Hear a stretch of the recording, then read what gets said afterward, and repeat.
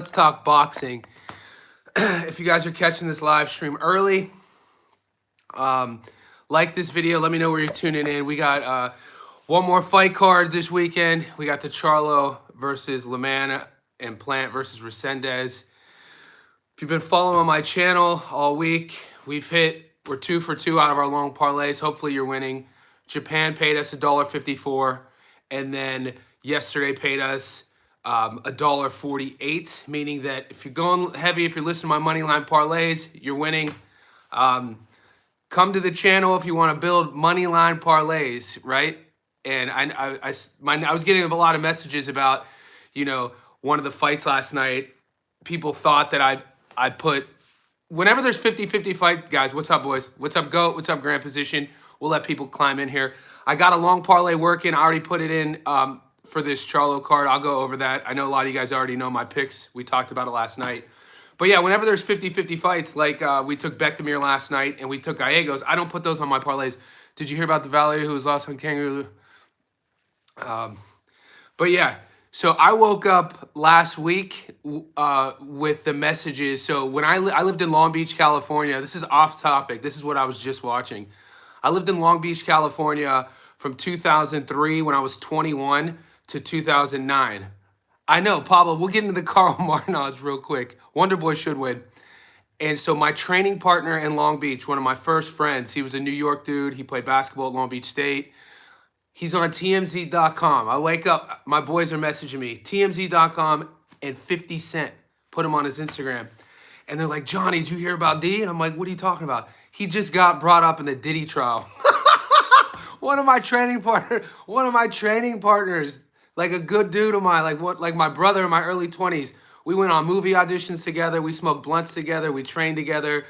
We played ball together. Was one of these dudes that Diddy would pay to sleep with Cassie. Anyway, I'm just finding all that out right now. It's kind of blowing my mind. But let's get to boxing. I did see those odds. Somebody messaged me this morning about Carl Martin, and they said that Carl Martin's odds went fluctuated and then they crashed. And my book doesn't show that.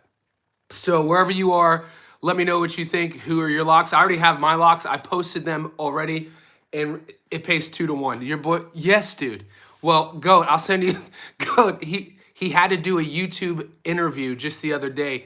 He wasn't at the freak offs. Yeah, crazy way to open, mate. Insane way. He was a stripper, and he gets a phone call at 2 a.m.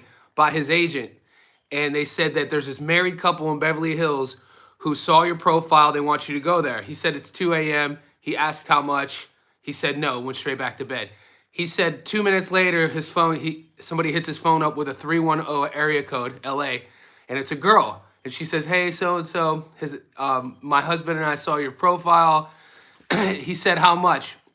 She said a number. He said he hung up. She calls back, puts the number up. He's like, all right, bet. Gets in his car, driving from Long Beach and Hollywood. It's crazy, Pablo. Big Charlo by stoppage. Yeah, we'll stay on boxing.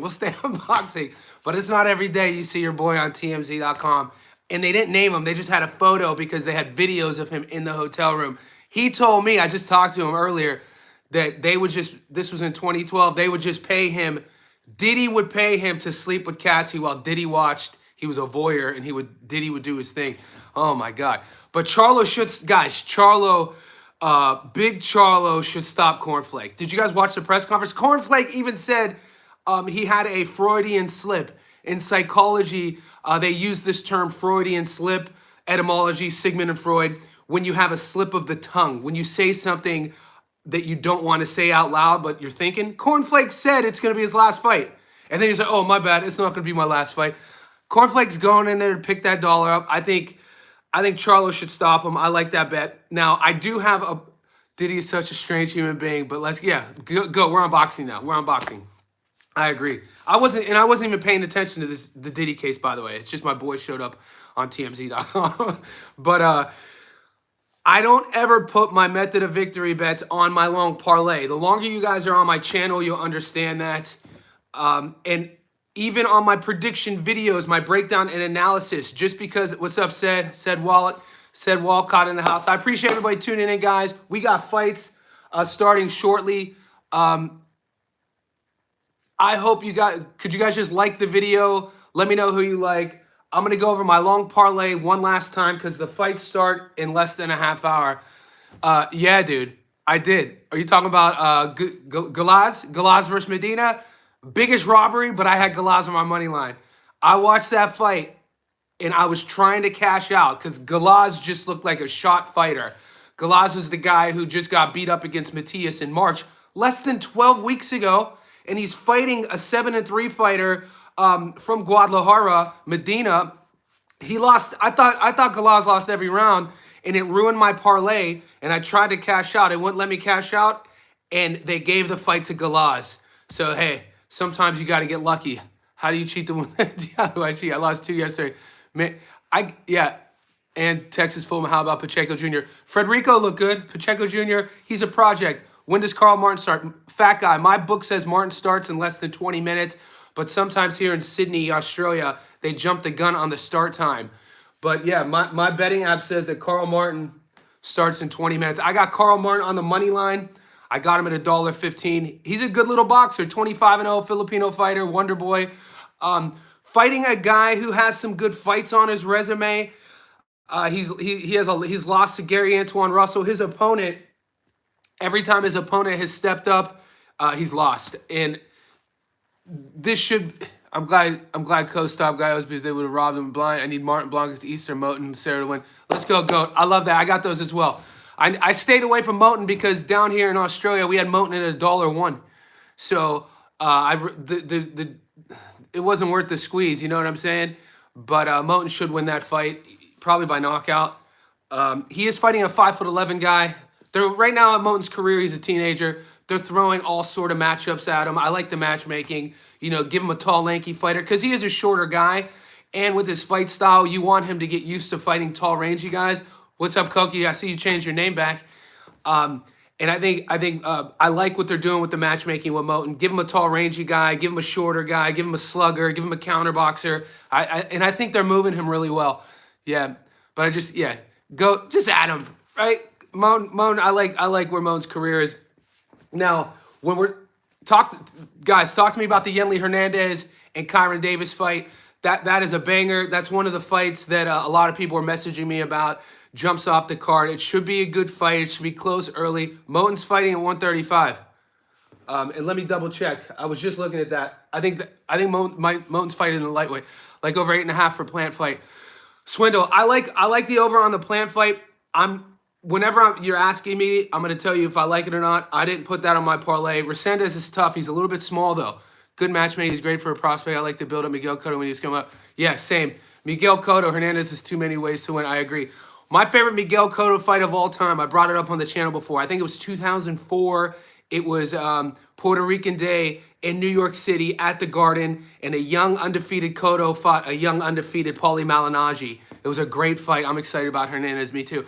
And Malignaggi, the Magic Man, comes in the ring. Half the arena is Italian. The other half is Puerto Rican. Malignaggi has that like Jersey Shore haircut.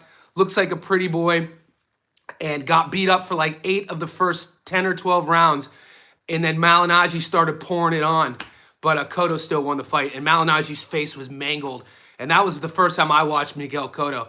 Cotto was one of my favorite fighters to watch.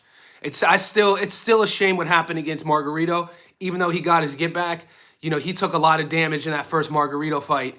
And it was just awful to watch. Kyron can only counterpunch off the back foot. I don't see him walking. Yeah, and guys, T-Rich, great point. He can only counterpunch off the back foot. And if you watch Yenli Hernandez fight, he's an aggressive Cuban.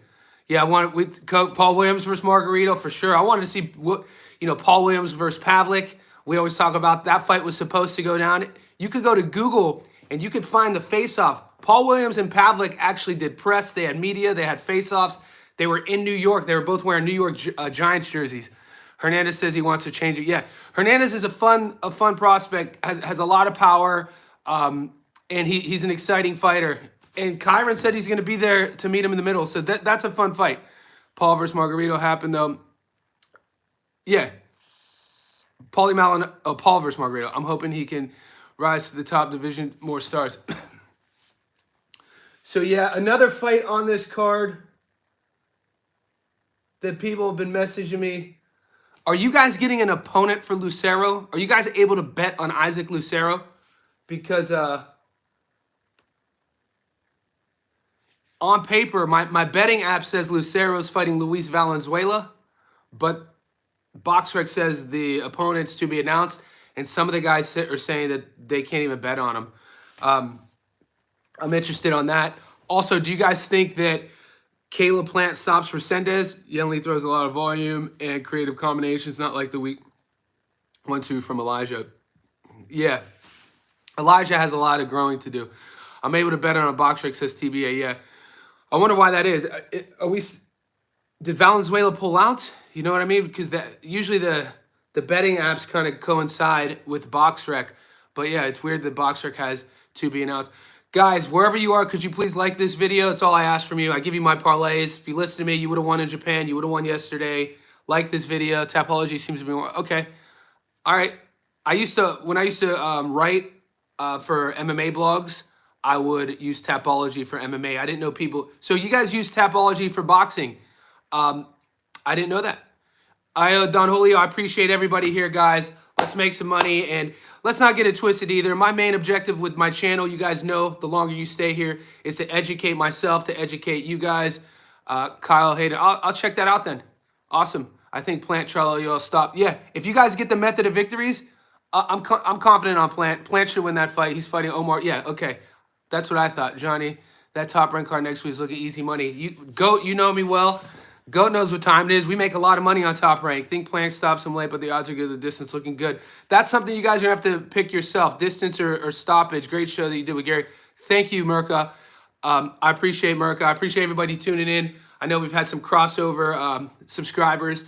And Gary goes about his business one way. We see head-to-head on our research. So Gary and I are both students of the game. That's why I value his work. He puts a lot of effort into researching the fights, as do I, and that's kind of our similarities. I think our point of difference on betting, he's more, he's a bit more seasoned than me, so he likes doing a lot of method of victory bets and building his parlays with juicing up the odds with some method of victory bets. I'm a guy, like I told you, I'm a money line guy. I make all my money on building parlays money line. Resendez got knocked out by Elijah. Yeah, in round 8, Plant losing this is possible, but most likely not. Yeah, and the thing about Resendez is when we talk about boxing, getting stopped, he's still young. He's only 26. I think he's durable, but I think Plant has more power than people give him credit for. Sometimes Plant loses his power because he doesn't sit on his shots and he moves a lot. Lucero versus Valenzuela. I appreciate Kyle checking in. I've also had more success with the moneyline goat. There you go. If you're following me, baby, we're getting. I don't want to jinx anything, but yeah. I've been betting on the money line for 2 years. I just started sharing it with you guys maybe 3 months ago because during my breakdown videos, if you guys were already on my channel, you were asking me. So like 3 months ago, I'd give you a breakdown like I always do, but I wouldn't give you a prediction. And then when I would hit, I'd put it on the community section. You guys were like, dude, you got to give me your picks. Martin not high on volume. His opponent high volume comes to win durable too. If Martin can't take him out, I believe it's scary. Goes to decision. I took Martin on money line. Look. That's our first fight, guys. That's the fight I'm going to be. I think my most high risk fights are the Carl Martin fight and the Yenli Hernandez. Those 2 fights, in my opinion, if we had to go risk, those are the riskiest ones on my money line parlay that I'm going to be really focusing on. All the other fights we should be in the bag. But if you watch Galaz last night in Mexico, man, this guy, Galaz was actually hard to watch. He fought a local kid who was 7-3. Galaz is a former world title contender. Galaz is the guy who fought Subriel Matias in March and got beat up and stopped in the 8th. But the reason why that was yesterday's performance was kind of worrisome to me. If you're in Galaz's family, if you're Galaz himself, you got to see a fighter who took a lot of damage, who was neurologically different. Now, when you look at the body, our musculoskeletal system, the muscles that align our skeleton, and then within that, you have your neurology. So your neurological system, the wiring, basically, when you cut everything open, what makes things trigger connected to our brain? The neurology slows down the more damage you take. And Galaz, mate, you could see it in his feet. Galaz had no feet. And it was hard to watch, man. And I can't believe the refs gave him that victory. But thank God, because we won our bet. Because we had Galaz on the money line. And he did not win that fight, man. He didn't have any feet. It was everything that makes you a high-level, world-class boxer. He lost from that Matias fight. And can it come back? We'll see. I would definitely take some time off. To think that he only took, what, March, April, May, less than 10 weeks off after the Matias fight is pretty wild. You know, these guys need money. Boxing doesn't pay that well unless you're at the highest level, and even sometimes world champions aren't getting paid. So that's why on this channel, you'll never hear me talk trash about pro fighters. I hold the game to the highest regard, and just because we're betting on outcomes doesn't mean we're betting on other guys to lose. You'll always see on my channel, for instance, after the Beck versus DFG fight, I post the fighters together on the post section. That's what it's all about. Talk about an amazing fight, guys. Beck versus DFG was a hell of a fight. It's what boxing's all about. Two young guys, both guys' trajectory are like this, and they stood in the middle. What a fun fight to watch. And it was close, man. What do you think of Gallegos? Kyle, I don't know what to think, man. I don't know. It's kind of like both of those performances. Gallegos versus Ko won. You know, it came out this week that Ko's performance in the first one was due to Rabdo. It was a flat performance, had us all scratching our head. And this fight, the second one yesterday, same thing. Gallegos just didn't look himself. And you know what it was too, guys? Ko's jab was off the hook. If Ko stays with that jab the rest of his career, he is young, he is a dangerous proposition. In the very first exchange, the first 30 seconds of that fight, I'm not going to try to say that I knew I was going to lose that bet because I had a prop bet with Gallegos. The very first 30 seconds, I was like, Gallegos is losing. Ko's jab was too sharp early. How do you guys feel about Charlo? Guys, Charlo should. This is a get back fight, like a, you know, reintroduce yourself to the game fight. He's not supposed to lose this fight. We know Charlo and Plant are the narrative of this card. If Charlo doesn't beat Cornflake, he's never the guy that he thought he was. That's all I'm saying. Like Charlo, his skill set should be able to beat Cornflake, even though he's been so inactive, just based on their skills. You know, because we know Charlo at his best, man.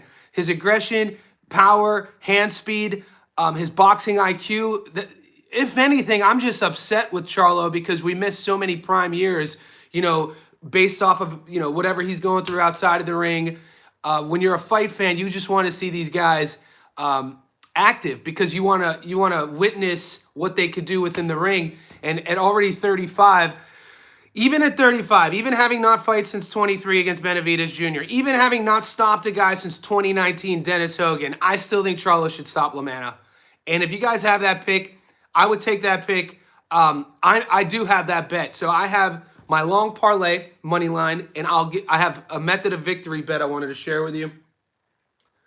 So on a separate ticket. Now, this ticket, if it loses, this isn't where I make my money. So if this loses, I expect everybody to come on my channel and say you were wrong.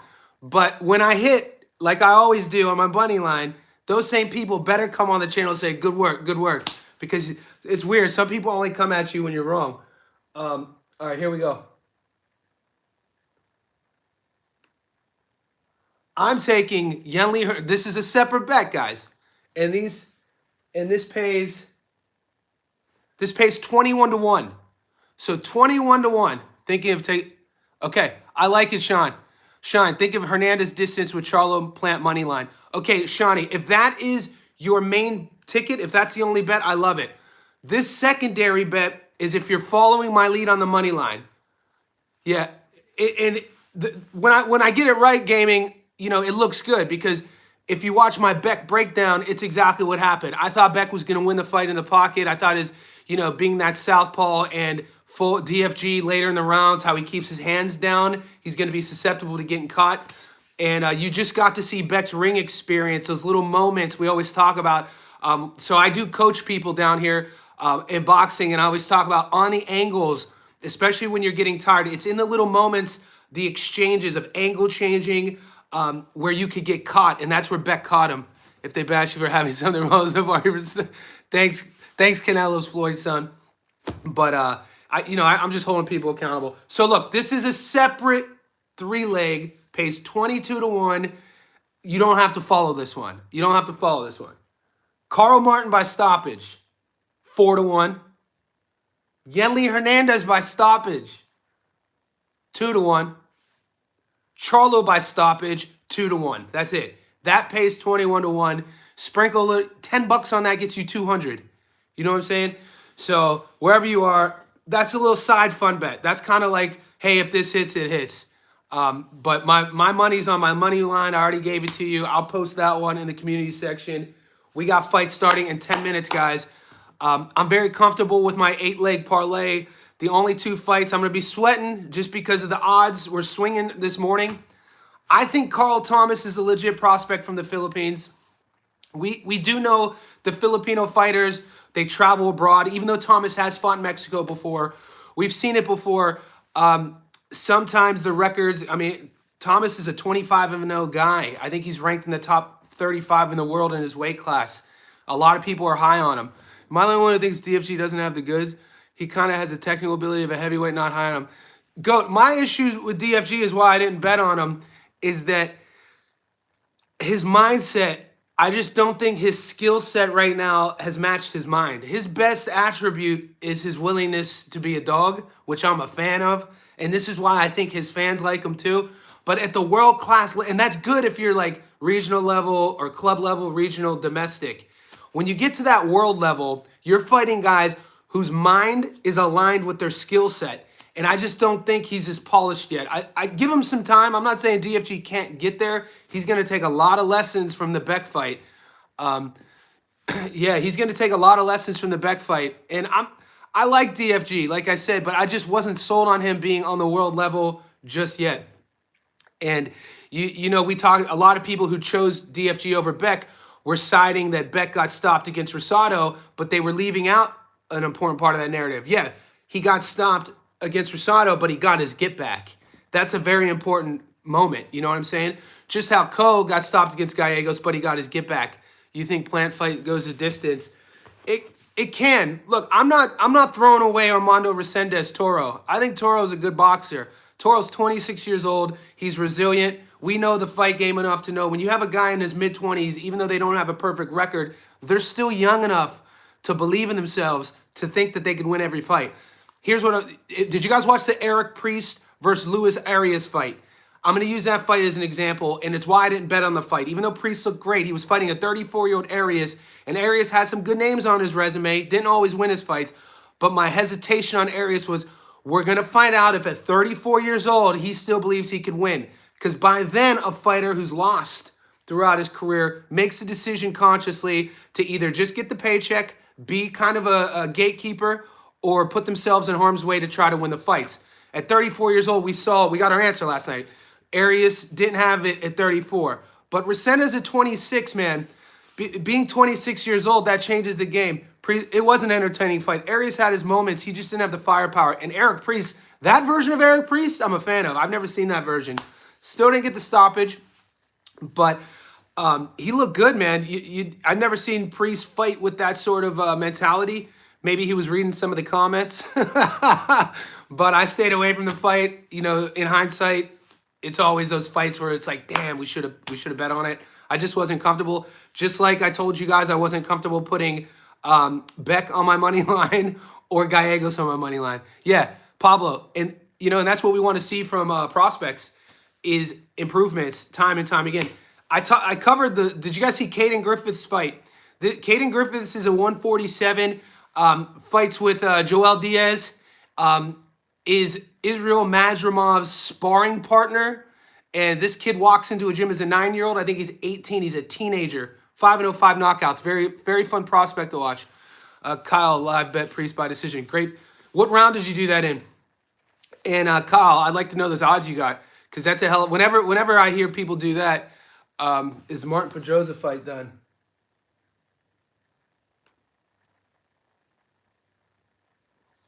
Is Martin Pedrosa fight done? No. There's other. BoxRec is saying that we got 1, 2.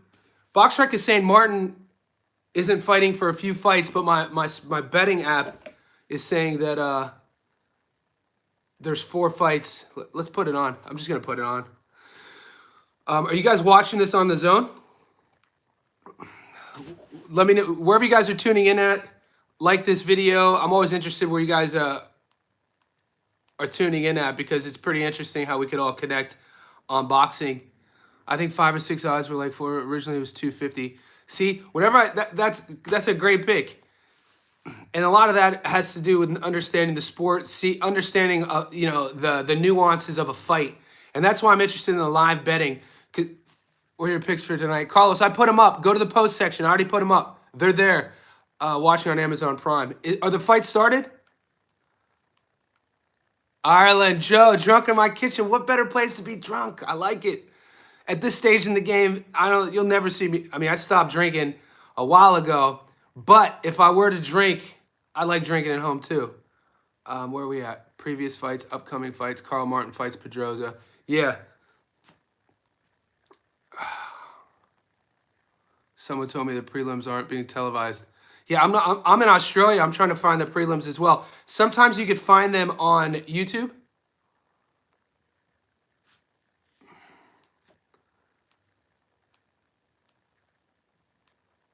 Okay, I got to figure this out because I don't see DAZN. So they're not on DAZN. All right, guys, I'm gonna let you guys go. I'm gonna try to tap into these fights. It's 7 a.m. here in Sydney. Go to my post section. You'll see my 8-leg parlay, Carlos, to answer your question. It's my money line parlay. What I'm going to do now once I get off is legit. I study boxing. Carlos, even better when we see your insight helps. You should make a Patreon. Carlos, I'm going to do that this week. I appreciate you guys. Go to my post section. I'm going to give you that 3-leg method of victory parlay that I'm rolling the dice on. Those aren't gimmies. That's just a fun one. Take serious my long one. All right, guys, I'll be in touch. Good luck, boys. Let's do this, all right? We get this one. That's 3. We win 100% this week on our money lines. Fingers crossed. Let's go.